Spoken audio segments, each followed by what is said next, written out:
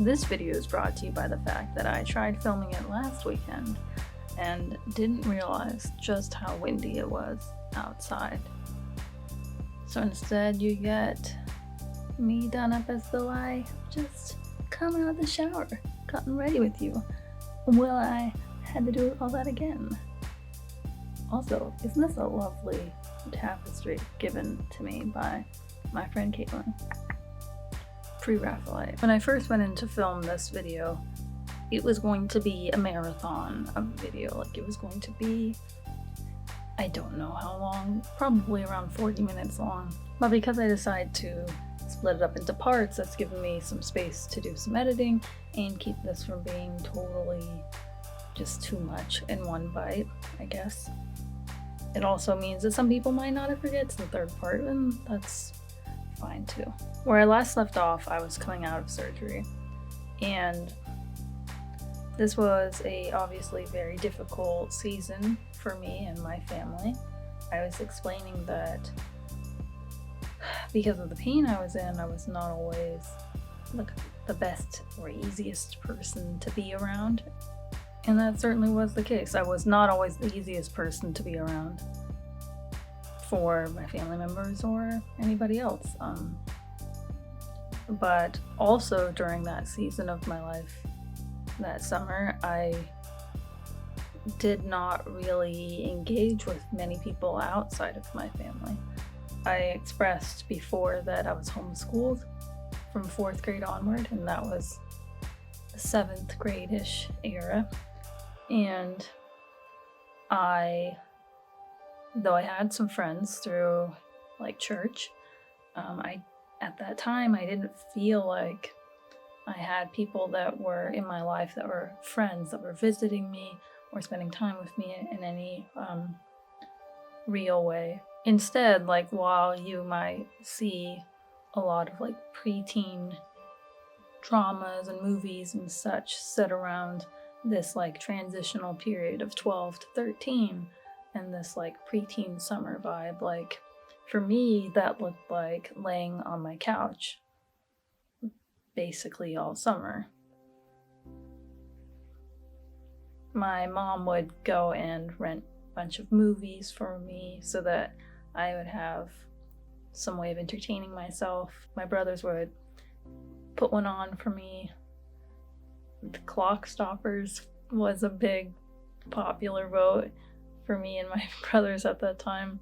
A few other like very early 2000s type movies or some like classic animated features. At night, I got really into some like non-cable murder mystery shows or like the early edition. So good. That was also an Olympic summer, by the way, if I remember correctly. If I wasn't being obvious enough, yeah, like I couldn't do very much. Like the healing process was probably one of the worst parts of the surgery.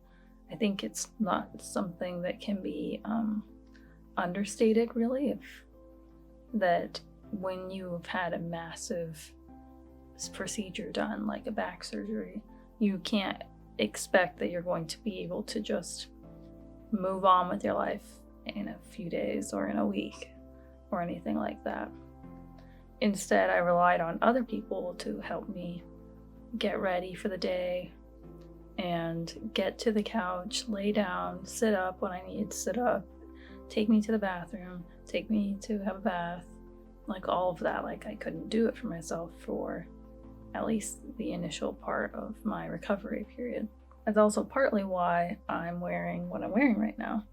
I'll show you another angle in a second, because my mom found some oversized men's shirts at like a Walgreens or a CVS or something like that. And, like those touristy beach shirts, and like I wore the heck out of them. They were like basically the equivalent of my hospital nightgown that I could wear at home for like the summer, so it wasn't too hot, and it was easy access to be able to go to the bathroom or shower or anything like that. Modest, relatively comfortable. Not the really cutesy kind of thing you might have seen me in previously, but still.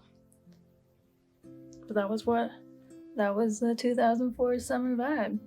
that we were going with that year. That year, or that summer, like, while I've always been thin, like, I began to lose weight because I wasn't able to keep much food down. And part of recovery was, being in pain, being unhappy, needing to get pain medication, and me being really bad at swallowing pills.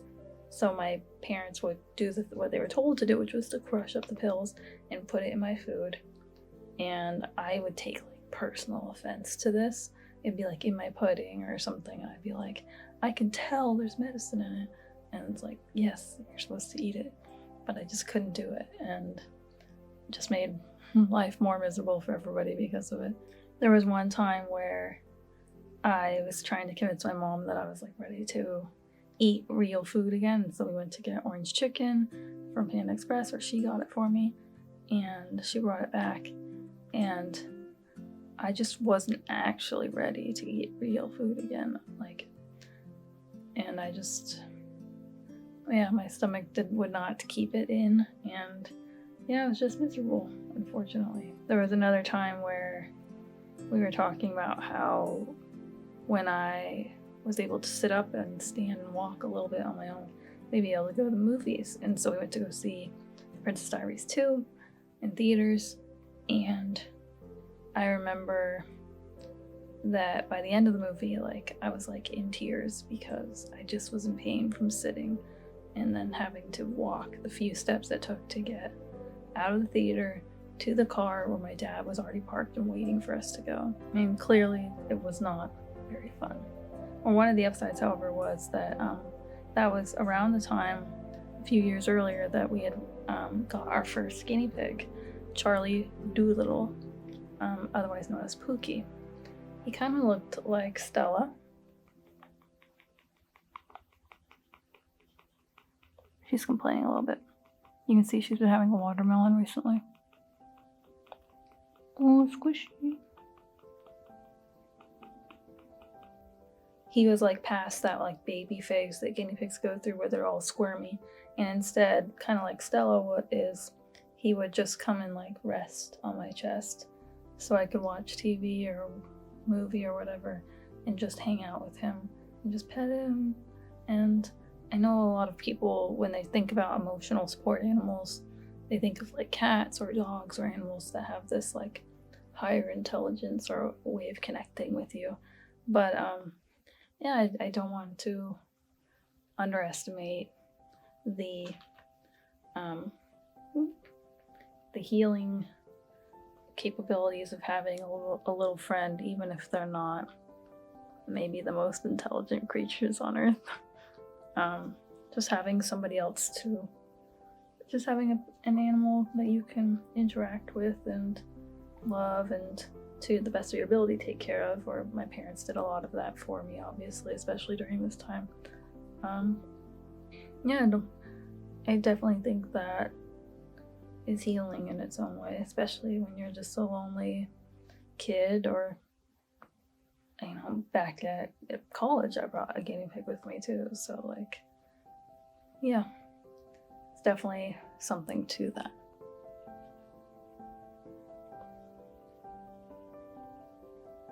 Okay, say goodbye.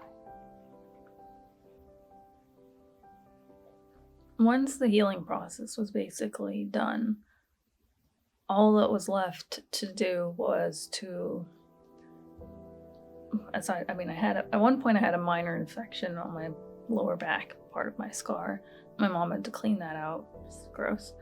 But beyond that, once the bandages were off and the x-rays were good and everything looked like it had gone the way it was intended, all that was left to do was to just try to get stronger again and get back to doing what kids do. We'd go to this local gym pool at nights where there'd be a disability swim, and the pools would be warm, and just people with doctor's notes or older people, etc., were able to go ahead and swim during this time, so it wasn't overpacked or overcrowded. I've never been a good swimmer. In fact, I've mentioned before, that I had like some deep-seated fears of swimming and swim lessons in particular. But this time in particular was like some of the most freeing times I had when I was post-surgery, because there's so much that you can do in water that you can't do outside of it. Like when you're not a flexible person, when you have a hard time with mobility, there's so much that's like, so much of that gravity is taken out of the equation when you're in water and you're able to just move more freely and just, yeah, the pressure's off. So some of that was really nice and probably instrumental in getting back to normal. But as time went on and the seasons changed, etc., I was able to more or less pull off being normal, like I was saying. Like, you wouldn't necessarily assume that I'd had scoliosis. I mean, I was very thin, which was more the problem at the time, because people would, especially then, I feel like they were more on the lookout for like anorexic kids, teens, girls. So there'd be times where we'd be going like to a grocery store or something. My mom would be like, put a jacket on, you know, like do something so that you aren't obviously like so thin and hollow in your shoulders. Or like, I did have once or twice have somebody stop me and be like, hey, like, is everything good at home? Like, are you doing good there? And it's like, yes, I'm just picky and I have other health issues. But other than that, or as my surgeon / back doctor told me, I would not be allowed to do any contact sports or skydiving. Oh man, that was in the plans. Aside from those things, I was able to kind of go on as much as normal as could be expected. The recovery phase was not easy. I don't want to underestimate talking about that, but for a long time then I didn't have to think about my back. Like aside from there's all these jokes about, are you gonna set off in a metal detector? Like, do metal detectors notice when you go through them? Like, is it gonna set it off? And that has never really happened. The most that has happened is you go through, they kind of look at you, you go through again, you start to like, oh, I have a thing. But I've never had to, like, we were told maybe you should have a copy of your x-rays on you so that you could show them in case somehow it set it off, but it's never been a problem. So maybe I relate to the song Titanium more than the average person. I don't know. But other than that, like, I didn't really think about my back beyond some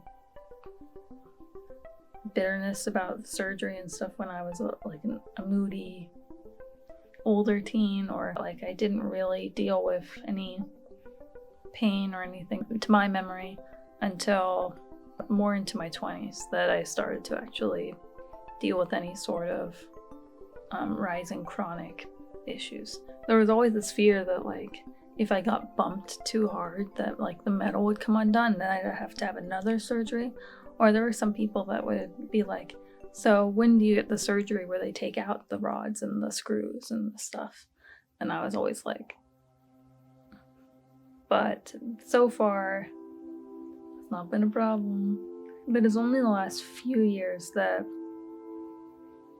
like if my back pain, if we're talking about pain specifically, was kind of like, there's a hummingbird right there. Okay. If my back pain was like this, and then surgery, and then like this in my mid-teens, and then slowly going up in the early 20s, and then it's getting around here, kind of plateauing. I'm not gonna say it's as extreme as surgery, but more like steady pain.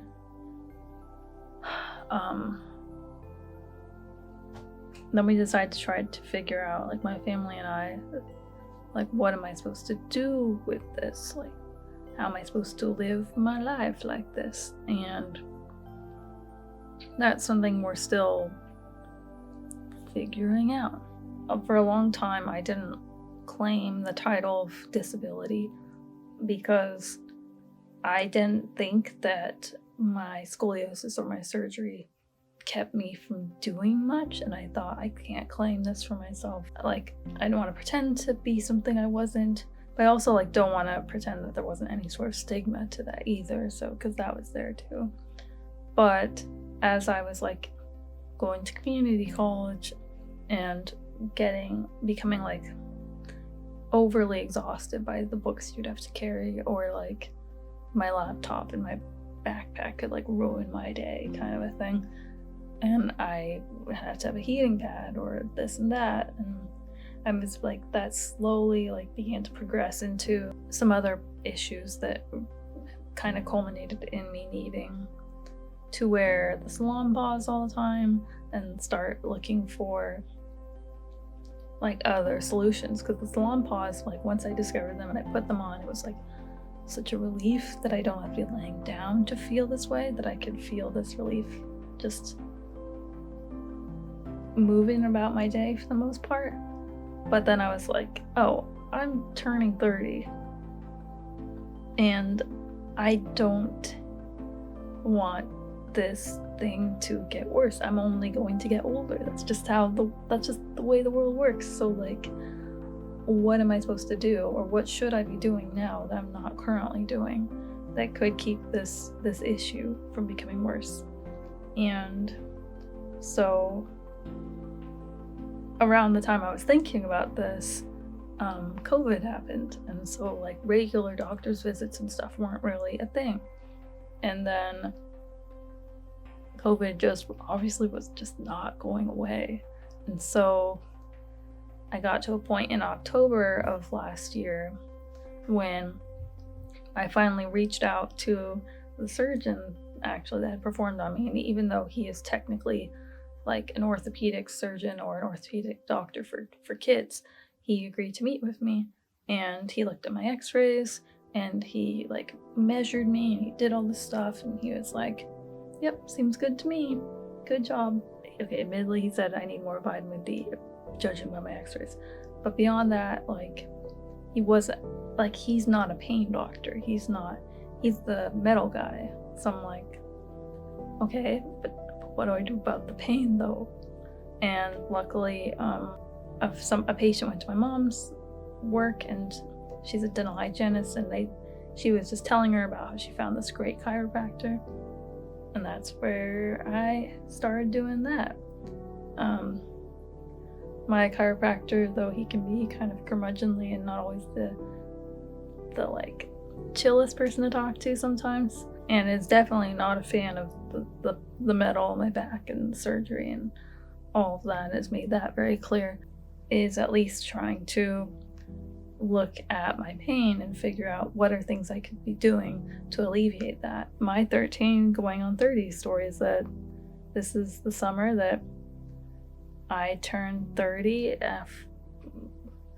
where the surgery that I had when I turned 13 is just now really beginning to have some external repercussions or internal repercussions that I'm beginning to face through the form of chronic pain. So I explained that to him, and we're working on it. And one of the things he was telling me was to try to build strength in my body so that the pain isn't just pooling in my back. So I also have got a trainer at my gym, and I'm also trying to gain weight because he's saying you've no cushion. And that's something that like I've always known. Like I've always known that I was underweight, but I'd never seriously have like made a go of trying to gain weight. So I'm trying to gain weight. I'm trying to gain some strength in this. And I'm hoping that a year from now, I'll be able to have this conversation and have a life update and be like, this is where I'm at. I'm doing this stuff. I'm doing the crawl exercises, which he says are so important, where he says like the hips and the lower back, they need to have this like crawl, which is like, he says, are walking, running, biking, swimming exercises to like move that part of you that doesn't often get to move. And I'm trying to do weights, and I'm not very good at doing stretches, but I need to try to do that.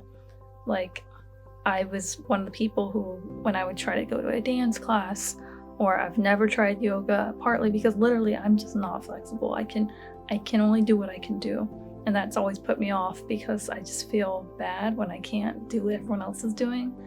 And I think that part of my journey has been realizing, like, yeah, I can only do what I can do, so I need to find somebody who can come alongside me and help me with that.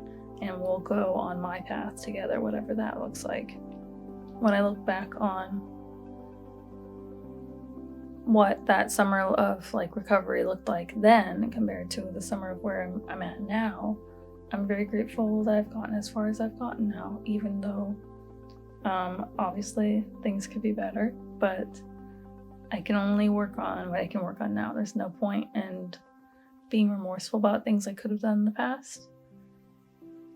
Or even people who believe that this surgery wasn't the best surgery, or like for instance, the surgery that kids today could have is going to be like way better, or like, I don't want to say way better, but it's going to be much simpler. Like with each person they operate on, they can't help but learn things that they can take with them to the next person that they operate on.